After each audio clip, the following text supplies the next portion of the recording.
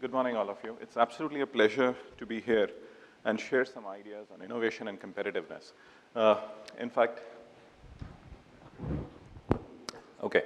So I'm just going to give a very, what I call, out of the world, outlandish kind of ideas out here. And the first one that I wanted to share was that, like there's something like a PowerPoint. And if any one of you was expecting a PowerPoint from me, then I should say that I thought that I should not do it.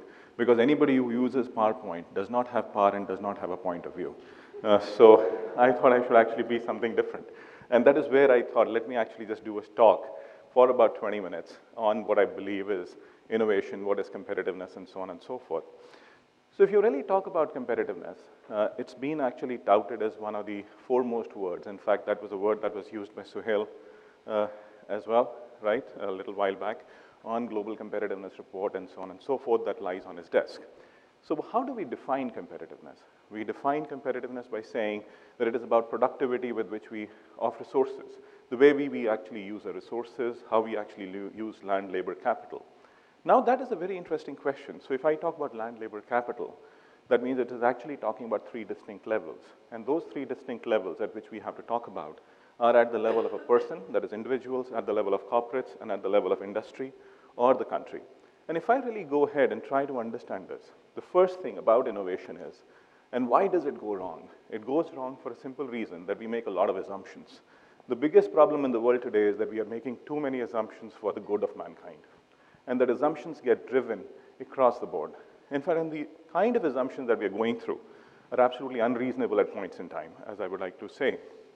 And when you talk about assumptions itself, why do assumptions happen? And assumptions will actually happen over a period of time because of the associative barriers that you actually have. And when I say an associative barrier, it is something that starts getting created at the time of your education itself. When you actually go to school, you start making assumptions. When your parents tell you something, you start making assumptions. You're not allowed to question at points in time. So can I actually question things? So, but the first thing, like when you talk about assumptions itself, or the associative barriers, they can get created in less than 30 seconds. Less than 30 seconds. So let's try to do an exercise here. I have done it in the past in many groups, but I would like to do it with this group as well. It's a follow the leader exercise. Have you done this in the past? Follow the leader exercise? So if anyone has done it, just try to go through the motions. So each one of you in the room, I'll be watching. So you're supposed to do what I ask you to do. So the instructions are very clear.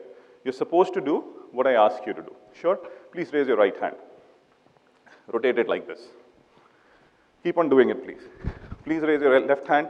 Keep on rotating it. Bring your right hand forward. Bring your left hand forward. Both hands up. Both hands down. One hand up. Both hands up. And please hold your chin. So all of you are educated people. This is a cheek. This is a chin. Right? So if you really look at it, this is something very, very interesting that happens as we are actually going across in the world. We start making assumptions, we start making associative barriers, and we start killing our thinking. 30 seconds is what all it took. So now moving ahead. So if you really talk about assumptions itself, and if you talk about the way things are going to change, I believe that the world is going to change dramatically in the next 20 to 30 years. We are at a cusp in time when changes are absolutely stunning. In the last 20 to 30, in fact, last 200 to 300 years, the change that we have seen is absolutely mind-boggling. And how did that actually happen?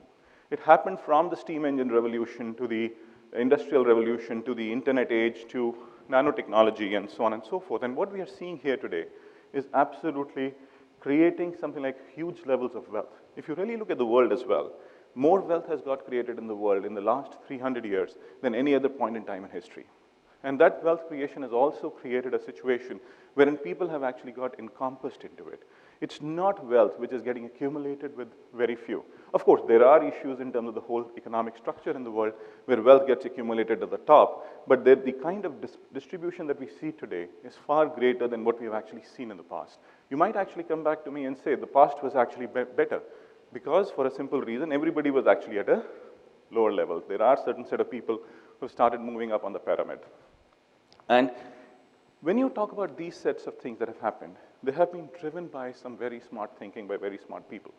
Let me give you 2 or 3 sets of industries, how I think they're going to change and how we have to be ready for it. The first thing that I believe, the institution of marriage.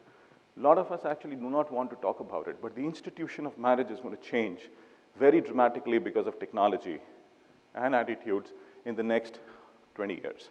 It already is changing if you really look at it. In fact, if any one of you have seen a movie called Minority Report, have you seen a movie called Minority Report? So there is a very interesting scene wherein Tom Cruise comes to his friend's house, and there is this guy who's talking to a woman who's emerging out of a machine or whatever. So it's kind of a projection of a lady. What does that mean? So your partners are going to be hugely different. Today, people are actually getting less depressed because of Siri than what is happening in the world. So the partners, the format of partners is going to change. That could dramatically change the way we talk about marriage. Of course, marriage is also going to take a big hit for a simple reason that we are killing more women in the world in terms of female fiticide than anything else. Those are separate issues, social issues that we are actually seeing. In fact, when you talk about travel itself, travel has changed so dramatically, again, in the last few 50 years or maybe even 100 years. You started moving from steam engines. So there was a boat example that happened. Of course, that was sinking. But then there were other things in terms of like you moved from ships to the steam engine revolution, to airline travel and whatever. But what we are going to see now is going to be, again, more dramatic as to what Mr. Elon Musk is saying in terms of like how people can actually travel faster. And you are able to really do wonders. And that's actually going to change the way we actually look at business models per se. So when I actually talk about various sets of changes in industries that we are going to see, there are going to be huge shifts in business models that we are actually going to have as well. Coming to one of the most profound areas, which I feel is going to change over the next, in fact, it's changing right now as well, but it is going to dramatically change in the next 10 to 20 years again, and that's called education. If you really look at it, like there has been a huge shift in terms of like how education has actually happened. Today, when you talk about this kind of a room, the problem with this kind of a model is something very unique. What is the problem with the model that we are actually talking about right now?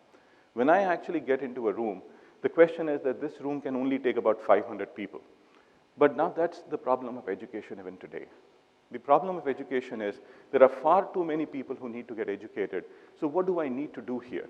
I need to change the way I actually deliver education. And how do I actually change that delivery mechanism? Can I do something in terms of really talking about a large set of people who can actually access my lecture at one point in time itself? Quite interestingly, you must have heard of a guy called Amitabh Bachchan. Out here in this part of the world, you might have. Yes, so you know Amitabh Bachchan. Or if you know an American actor like, say, Tom Cruise or whatever. So I always ask a question, why does Amitabh Bachchan make more money than Amit Kapoor? And that's a very unreasonable question to ask. But the question is, I need to find an answer. As an economist, I always struggled to find that answer, or I wanted to find that answer. And the answer was very simple. In fact, as a professor, person on person, I make more money than Amitabh Bachchan, definitively. Amitabh Bachchan makes probably $1 or $2 for every person who watches his movie. I probably end up making $1,000 for every person who attends my lecture. So there is a huge difference, but the difference here is that the arc of influence that Amitabh Bachchan has and what I have is dramatically different. So my market, or the set of people that I can talk to, is very, very small, and the market that he can actually cater to is absolutely huge. So can I actually look at a very interesting system wherein I'm able to go to something unique in terms of saying I'll go to the internet and have about 1 million people listening to me in one single go? Can I create that kind of a model in education? In fact, quite interestingly, if you really go back in history, and when I say history here is in the last 20 years itself, Encyclopedia Britannica was something very amazing as a product. And Encyclopedia Britannica died down. And why did it die down? It died down for a simple reason that they did not understand that they were moving from being a simple, what I call, push-based mechanism or a push-based enterprise to a pull-based service. Because people were asking for information. Google changed the way the world was operating. Of course, it was Yahoo before that. In 1994, it was Yahoo wherein you were able to seek the information and so on and so forth, and that just dramatically shifted everything the way the world was actually happening. Changed the very model of business itself. And as we go along further, in terms of understanding a few sets of things in terms of like how we have to measure success. And when I talk about innovation, what's the right measure of understanding success in innovation? So is it just going to be about that I have to come out with a new product or whatever? No, it's not going to be always about new product. It's not always about innovation.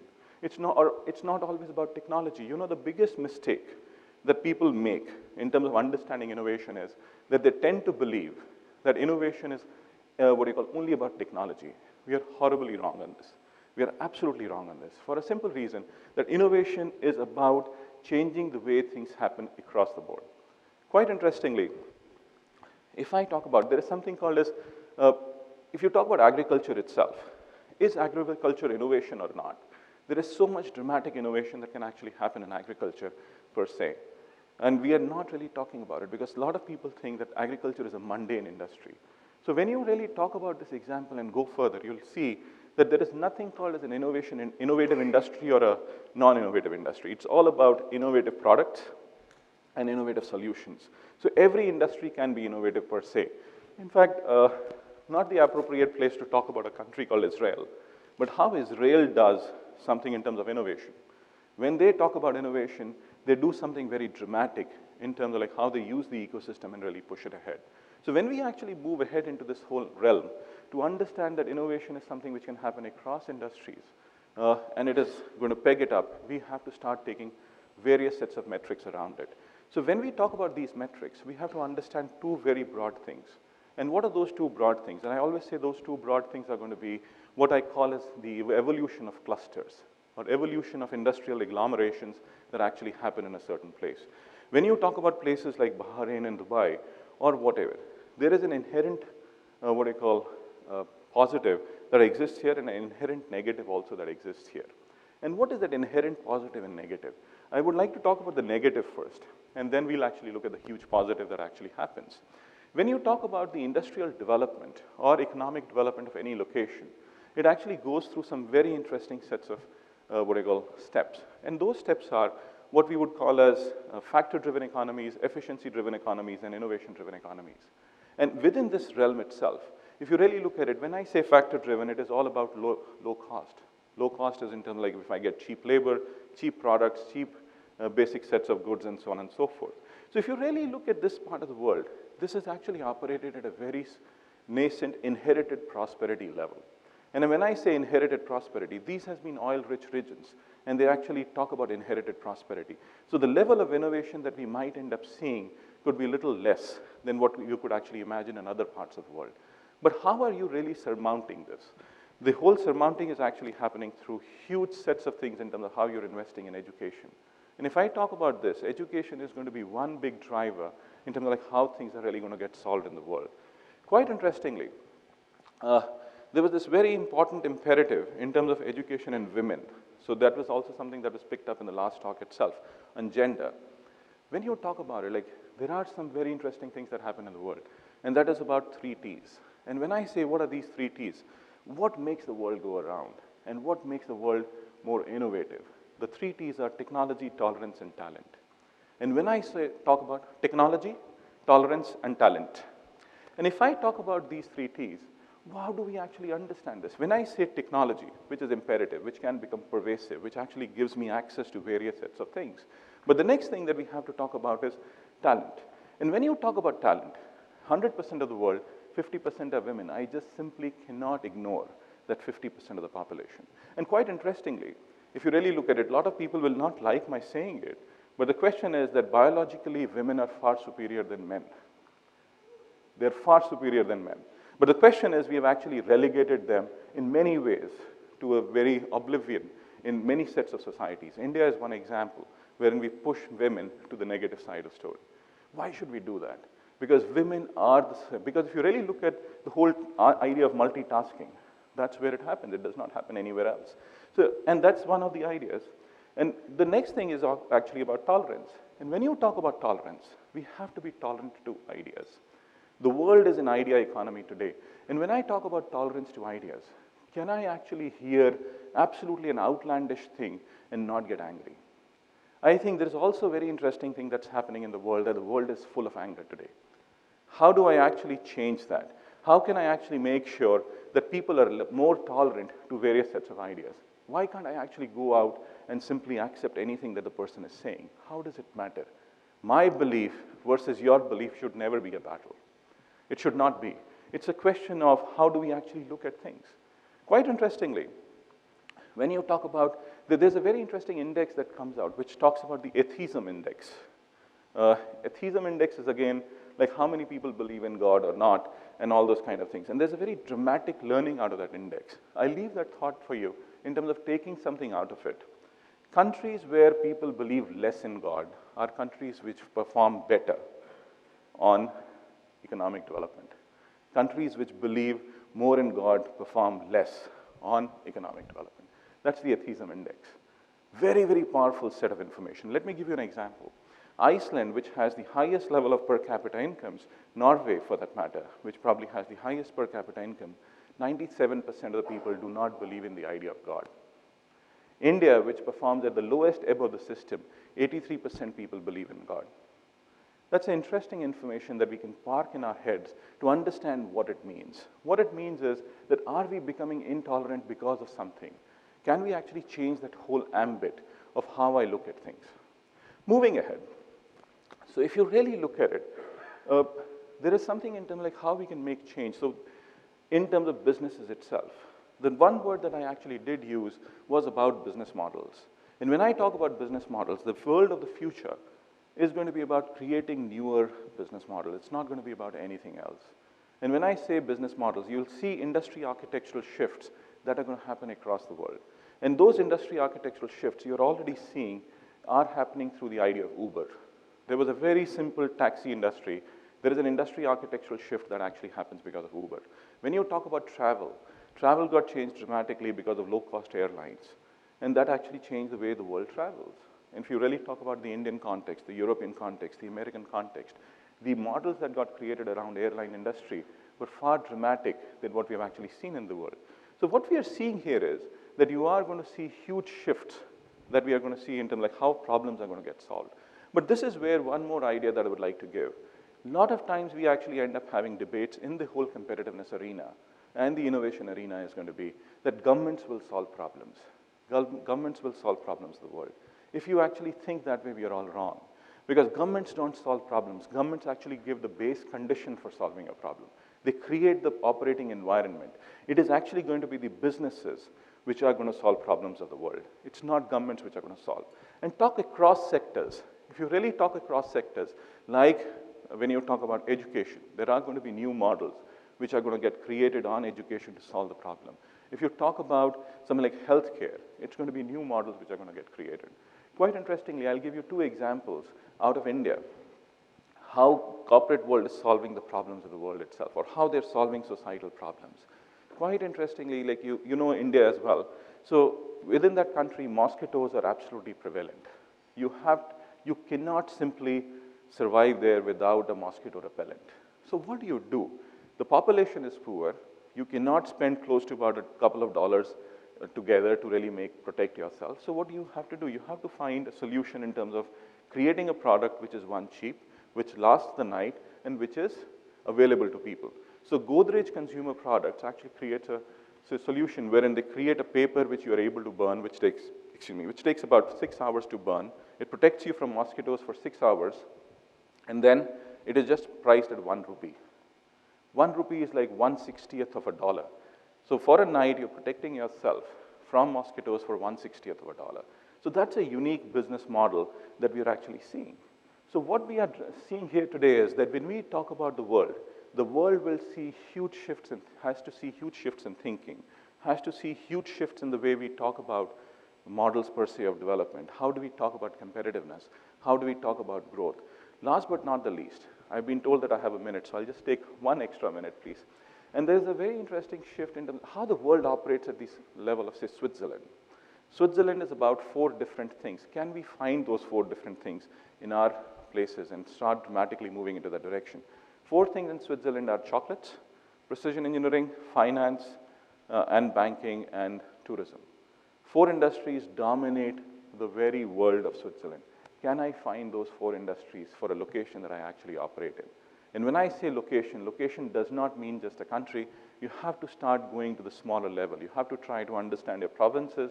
You will have to understand your cities, and so on and so forth. But last but not the least, it's going to be cities which are going to drive a lot of what I call dramatic set of things in the world, not any other places. The world tomorrow is going to be driven by economies of cities and not economies of anywhere else. In fact, quite interestingly, Maharashtra is a state in India. 17% of its GDP, or India's GDP, comes from one single state. But quite interestingly, 15% of India's GDP comes from just 6 cities. So that's information. That's actually the power of information in terms of saying as to how cities are going to change everything. And cities are the hotbeds of innovation. Cities are the hotbed of tolerance. So having said that, so the last bit, just to sum it up, we have to become far more tolerant, far more open to ideas, and start questioning. If we do not question, we fail as humanity. Because the realm of what you call as the intellectual revolution, which started about 12,000 years back, the pegging point, or the biggest peg, was that we will question whatever comes our way. So the big thing is going to be we should question all the time. If we do not question, we fail ourselves, we fail humanity, and we fail what we are here for our short period of time that we actually survive on Earth or live on Earth. Thank you.